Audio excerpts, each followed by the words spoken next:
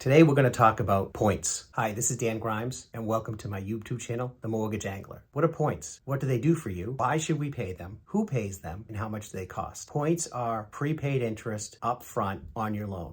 Each point is 1% of your loan amount. So if you had a $300,000 loan amount, 1% of that would be $3,000. If you opted to pay 2 points, then that would be $6,000. What do they do? Well, points, prepaid interest, reduces your interest rate, and therefore it saves you money on your mortgage payment, basically reducing your mortgage payment.